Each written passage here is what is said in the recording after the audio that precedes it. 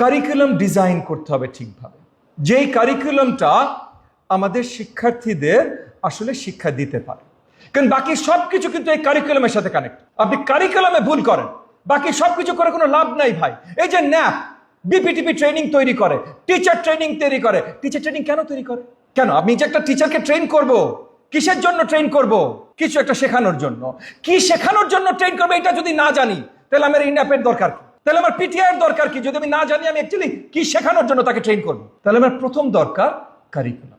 যতক্ষণ পর্যন্ত আপনি কারিকুলাম ঠিক না করতে পারছেন, আর কোনো কিছু করে কোনো লাভ আসবে না। এই যে টেক্সট বুকটা, এখানে লেখা দ্বিতীয় শ্রেণী, আপনারা সবাই এটার সাথে পরিচিত নিশ্চয়ই। আপনার টিচার দ্বিতীয় শ্রেণী, এর আগেরটা নীলটা প্রথম শ্রেণী, লাগবে না স্যার।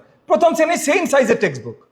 ক্লাস 1-এর একটা 6 বছরের বাচ্চা এই টেক্সট বুক নিয়ে এসে ঘুরবে, এইটাতে সে ইন্টারেস্টেড হবে? এতগুলো পাতা নিয়ে সে এখনো পড়তে শিখেছে ক্লাস 1-এ, তাহলে কেন আমি এই টেক্সট বুক তাকে দিচ্ছি? আপনি টিচার হিসেবে তার প্রোগ্রেস মনিটর করবেন, বাচ্চার নিজের প্রোগ্রেস দেখার দরকার নেই, তাহলে সে মজা পাবে কোথা থেকে? হ্যাঁ, আমি না এইটা আজকে শেষ করেছি, আমি এর পরেরটা নেক্সট উইকে যাব, এটা একটা এক্সাইটমেন্ট আছে না ভাই? আমরা বুড়া বয়সে একটু এইটার এরকম এক্সাইটমেন্ট পাই না? তাহলে বাচ্চাকে কেন দেবো না? আমার কেন, মানে বেসিক ডিজাইনই তো গলত ভাই, এটা কেন হবে?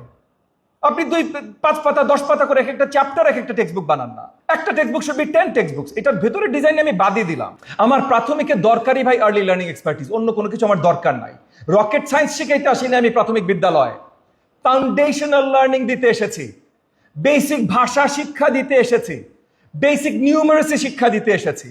এই জিনিসটা যতক্ষণ পর্যন্ত আপনি না বুঝবেন, বেসিক ভাষা শিক্ষার জন্য কি লাগে, যেমন আজকে ওনারা জানালেন না যে একটা সায়েন্স আছে, pedagogy is actually a science.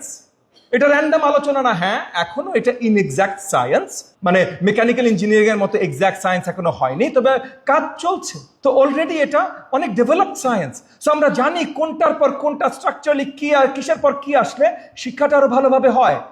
আমরা সেটা ব্যবহার করি না ভাই, আমরা তো সেটা ব্যবহার করি না। তাহলে এখন সময় এসেছে সেগুলো ব্যবহার করার। কিন্ডারগার্টেনে আমি কি শেখাবো, ক্লাস 1-এ কি শেখাবো, 2-তে কি শেখাবো, 3-তে 4-এ 5-এ সব ভিন্ন হবে। আমাদের এখন দরকার সঠিকভাবে কারিকুলাম ডিজাইন করে, সঠিকভাবে টিচারদের ট্রেন করে, ওই কারিকুলামে টিচারদের ট্রেন করে শ্রেণীকক্ষে পাঠান।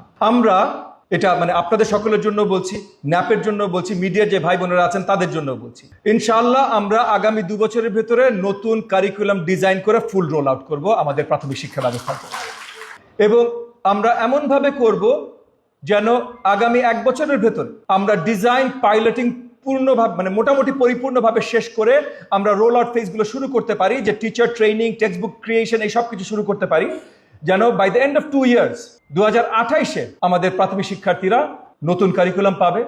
2027-28-এর ভেতরে আমাদের শিক্ষকেরা এই নতুন কারিকুলামে ট্রেন্ড হবে।